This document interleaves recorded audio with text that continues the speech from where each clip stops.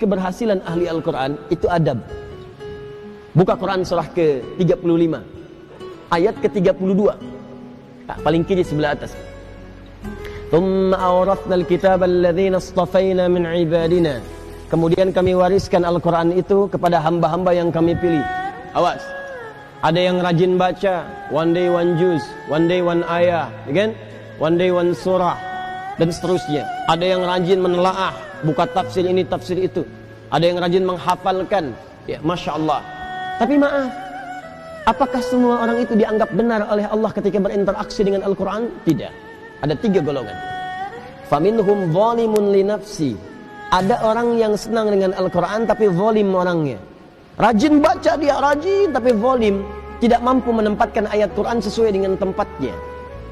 Apa? Zalim itu menempatkan sesuatu bukan pada tempatnya. Ini penghapus, buat menghapus tulisan di papan tulis. Asalnya begitu, tapi digunakan untuk melempar orang misalnya. Nah, itu zalim namanya. Gelas, tuh, fungsinya menampung air untuk minum. Gayung fungsinya untuk mandi. Ada orang minum pakai gayung, mandi pakai gelas. Itu zalim namanya.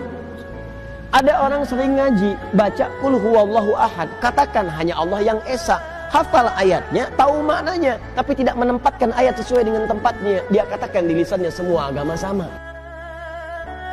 Dzibin, celaka orang-orang yang dusta. Hafal ayatnya, sering baca, tahu artinya, tapi dia berdusta. Itu zalim namanya.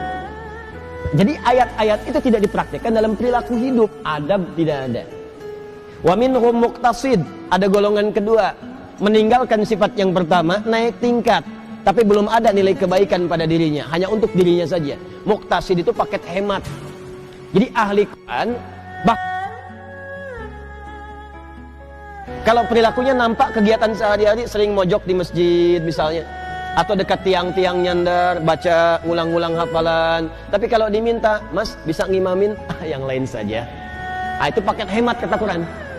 Hemat untuk dirinya, belum bisa diberikan pada yang lain. Yang ketiga, wa minhum sabiqum bil khairati biiznillah. Adab.